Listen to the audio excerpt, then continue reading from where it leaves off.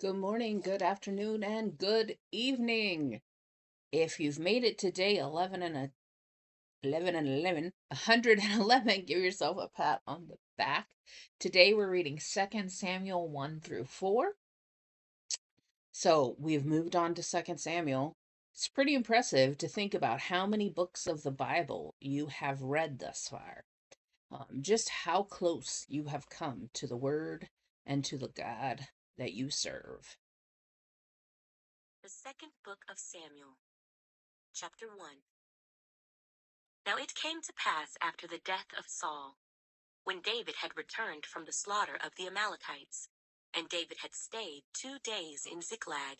On the third day, behold, it happened that a man came from Saul's camp with his clothes torn and dust on his head. So it was, when he came to David, that he fell to the ground and prostrated himself. And David said to him, "Where have you come from?" So he said to him, "I have escaped from the camp of Israel." Then David said to him, "How did the matter go? Please tell me." And he answered, "The people have fled from the battle. Many of the people are fallen and dead, and Saul and Jonathan his son are dead also." So David said to the young man who told him, "How do you know that Saul and Jonathan his son are dead?" Then the young man who told him said, "As I happened by chance to be on Mount Gilboa, there was Saul, leaning on his spear, and indeed the chariots and horsemen followed hard after him. Now when he looked behind him, he saw me and called to me, and I answered, 'Here I am.' And he said to me, 'Who are you?' So I answered him, 'I am an Amalekite.' He said to me again, 'Please stand over me and kill me, for anguish has come upon me, but my life still remains in me.' So I stood over him and killed him, because I was sure that he could not live after he had fallen. And I took the crown that was on his head and the bracelet that was on his arm, and have brought them here to my lord." Therefore David took hold of his own clothes and tore them, and so did all the men who were with him. And they mourned and wept and fasted until evening for Saul and for Jonathan his son, for the people of the Lord and for the house of Israel, because they had fallen by the sword. Then David said to the young man who told him, "Where are you from?" And he answered, "I am the son of an alien, an Amalekite." So David said to him, "How was it you were not afraid to put forth your hand to destroy the Lord's anointed?" Then David called one of the young men and said, "Go near and execute him." And he struck him so that he died. So David said to him, "Your blood is on your own head, for your own mouth has testified against you, saying, 'I have killed the Lord's anointed.'" Then David lamented with this lamentation over Saul and over Jonathan his son. And he told them to teach the children of Judah the song of the bow. Indeed, it is written in the book of Jasher, "The beauty of Israel is slain on your high places. How the mighty have fallen. Tell it not in Gath. Proclaim it not in the streets of Ashkelon, lest the daughters of the Philistines rejoice, lest the daughters of the uncircumcised triumph.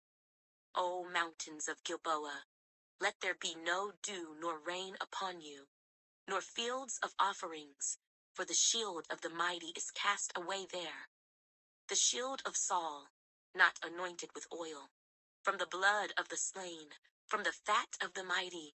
The bow of Jonathan did not turn back, and the sword of Saul did not return empty. Saul and Jonathan were beloved and pleasant in their lives, and in their death they were not divided.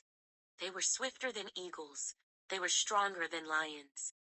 O daughters of Israel, weep over Saul, who clothed you in scarlet with luxury, who put ornaments of gold on your apparel. How the mighty have fallen in the midst of the battle. Jonathan was slain in your high places. I am distressed for you, my brother Jonathan. You have been very pleasant to me. Your love to me was wonderful, surpassing the love of women. How the mighty have fallen, and the weapons of war perished. 2 Samuel, chapter 2. It happened after this that David inquired of the Lord, saying, Shall I go up to any of the cities of Judah? And the Lord said to him, Go up. David said, Where shall I go up? And he said, To Hebron. So David went up there, and his 2 wives also, Ahinoam, the Jezreelitess, and Abigail, the widow of Nabal the Carmelite.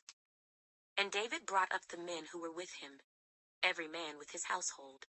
So they dwelt in the cities of Hebron. Then the men of Judah came, and there they anointed David king over the house of Judah. And they told David, saying, The men of Jabesh Gilead were the ones who buried Saul. So David sent messengers to the men of Jabesh Gilead, and said to them, You are blessed, O Lord, for you have shown this kindness to your Lord, to Saul, and have buried him. And now may the Lord show kindness and truth to you. I also will repay you this kindness, because you have done this thing. Now therefore, let your hands be strengthened, and be valiant, for your master Saul is dead, and also the house of Judah has anointed me king over them. But Abner, the son of Ner, commander of Saul's army, took Ishbosheth, the son of Saul, and brought him over to Mahanaim, and he made him king over Gilead, over the Asherites, over Jezreel, over Ephraim, over Benjamin, and over all Israel.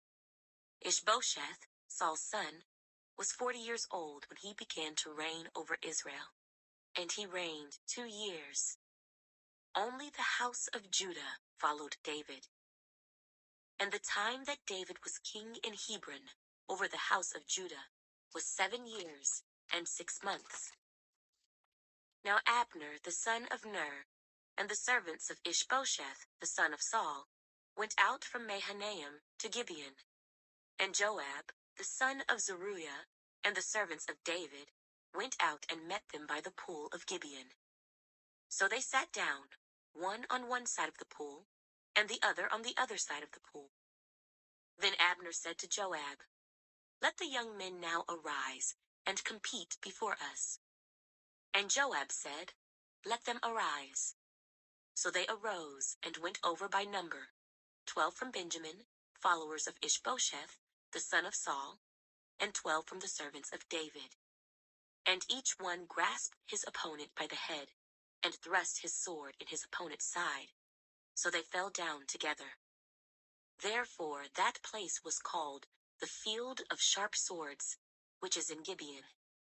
So there was a very fierce battle that day, and Abner and the men of Israel were beaten before the servants of David. Now the 3 sons of Zeruiah were there, Joab, and Abishai, and Asahel. And Asahel was as fleet of foot as a wild gazelle. So Asahel pursued Abner, and in going he did not turn to the right hand or to the left from following Abner. Then Abner looked behind him and said, Are you Asahel? He answered, I am. And Abner said to him, Turn aside to your right hand or to your left, and lay hold on one of the young men, and take his armor for yourself. But Asahel would not turn aside from following him. So Abner said again to Asahel, Turn aside from following me. Why should I strike you to the ground? How then could I face your brother Joab? However, he refused to turn aside. Therefore Abner struck him in the stomach with the blunt end of the spear, so that the spear came out of his back. And he fell down there, and died on the spot. So it was that as many as came to the place where Asahel fell down and died, stood still. Joab and Abishai also pursued Abner. And the sun was going down when they came to the hill of Ammah, which is before Giah, by the road to the wilderness of Gibeon. Now the children of Benjamin gathered together behind Abner, and became a unit, and took their stand on top of a hill. Then Abner called to Joab, and said, Shall the sword devour forever? Do you not know that it will be bitter in the latter end? How long will it be then, until you tell the people to return from pursuing their brethren?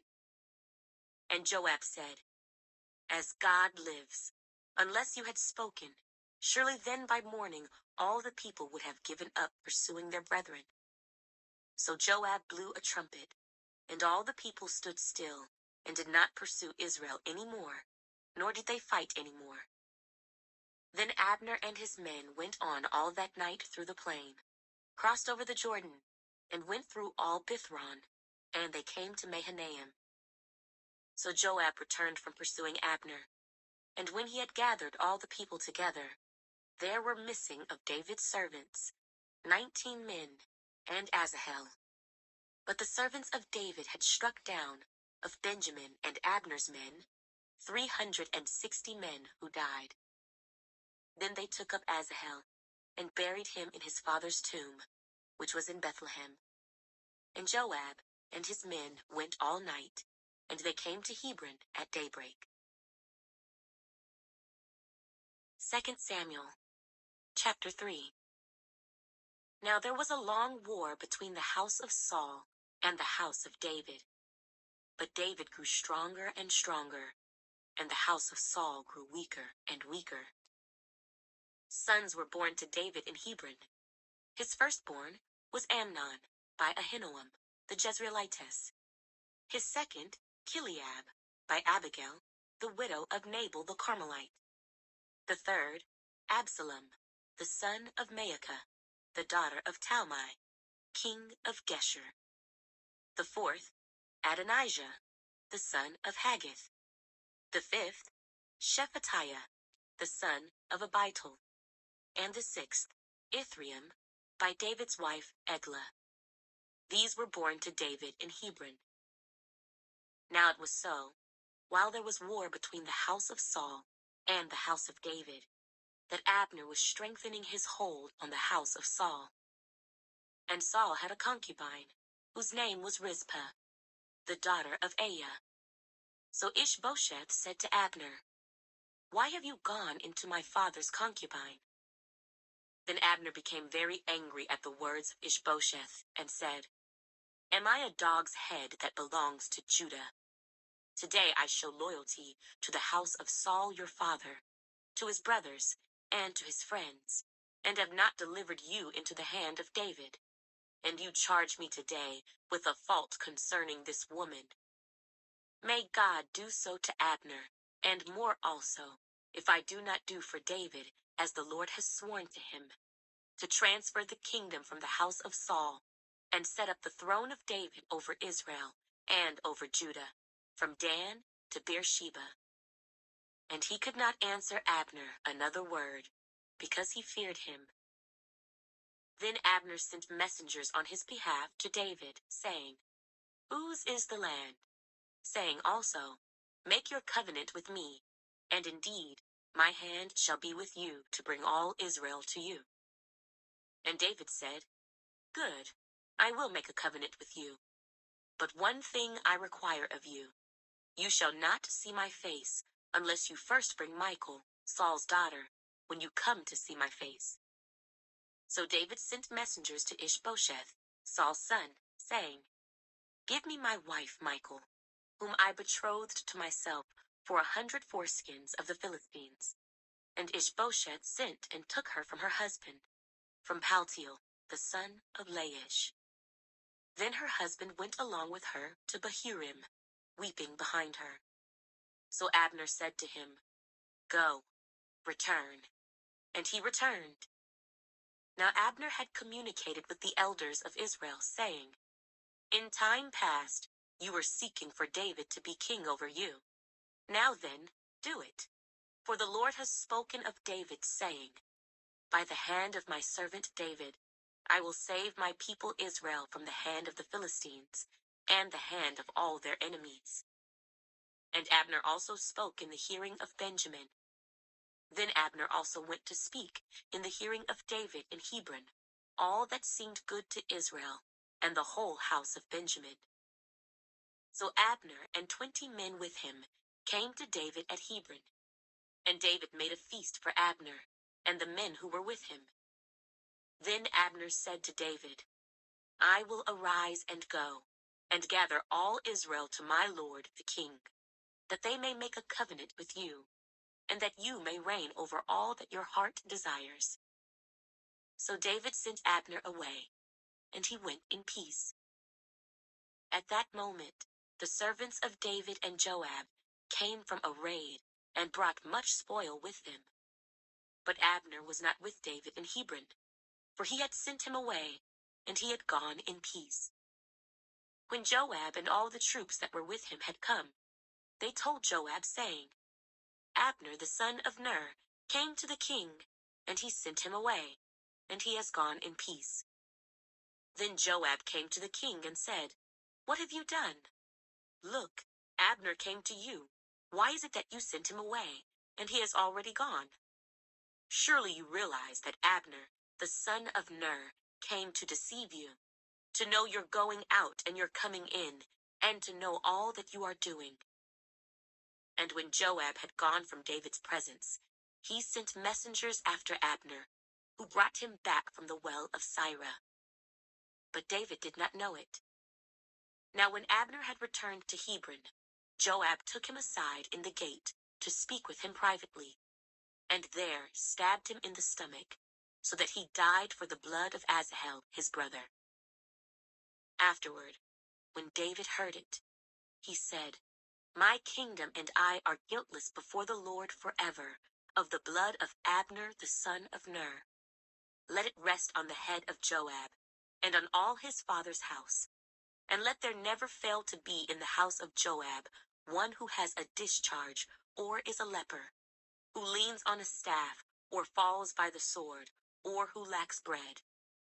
So Joab and Abishai his brother killed Abner, because he had killed their brother Asahel at Gibeon in the battle. Then David said to Joab and to all the people who were with him, Tear your clothes, gird yourselves with sackcloth, and mourn for Abner. And King David followed the coffin. So they buried Abner in Hebron, and the king lifted up his voice and wept at the grave of Abner, and all the people wept.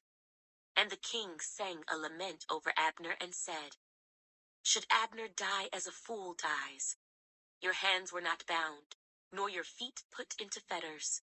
As a man falls before wicked men, so you fell. Then all the people wept over him again. And when all the people came to persuade David to eat food while it was still day, David took an oath, saying, God do so to me, and more also, if I taste bread or anything else till the sun goes down. Now all the people took note of it, and it pleased them, since whatever the king did pleased all the people.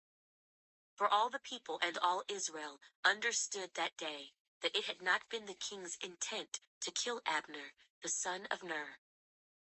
Then the king said to his servants, Do you not know that a prince and a great man has fallen this day in Israel? And I am weak today, though anointed king. And these men, the sons of Zeruiah, are too harsh for me. The Lord shall repay the evildoer according to his wickedness. 2 Samuel, chapter 4. When Saul's son heard that Abner had died in Hebron, he lost heart, and all Israel was troubled. Now Saul's son had 2 men who were captains of troops. The name of one was Baanah, and the name of the other Rechab, the sons of Rimmon the Beerothite, of the children of Benjamin. For Beeroth also was part of Benjamin, because the Beerothites fled to Gittaim, and have been sojourners there until this day. Jonathan, Saul's son, had a son who was lame in his feet. He was 5 years old when the news about Saul and Jonathan came from Jezreel, and his nurse took him up and fled. And it happened, as she made haste to flee, that he fell and became lame. His name was Mephibosheth. Then the sons of Rimmon the Beerothite, Rechab and Baanah, set out and came at about the heat of the day to the house of Ishbosheth, who was lying on his bed at noon. And they came there, all the way into the house, as though to get wheat, and they stabbed him in the stomach. Then Rechab and Baanah his brother escaped. For when they came into the house, he was lying on his bed in his bedroom. Then they struck him and killed him, beheaded him, and took his head, and were all night escaping through the plain. And they brought the head of Ishbosheth to David at Hebron, and said to the king, Here is the head of Ishbosheth, the son of Saul your enemy, who sought your life. And the Lord has avenged my lord, the king this day, of Saul and his descendants. But David answered Rechab and Baanah his brother, the sons of Rimmon the Beerothite, and said to them, As the Lord lives, who has redeemed my life from all adversity, when someone told me, saying, Look, Saul is dead, thinking to have brought good news, I arrested him and had him executed in Ziklag, the one who thought I would give him a reward for his news. How much more, when wicked men have killed a righteous person in his own house on his bed? Therefore, shall I not now require his blood at your hand, and remove you from the earth? So David commanded his young men, and they executed them, cut off their hands and feet, and hanged them by the pool in Hebron. But they took the head of Ishbosheth, and buried it in the tomb of Abner in Hebron. Father, I thank you for this day. I thank you for the word of God. Lord, I thank you that you watch over us as we go about our daily task. I thank you that you help us serve you every day. I thank you for the knowledge we are gaining, not just head knowledge, but heart knowledge. And I thank you for that in Jesus' name. Amen.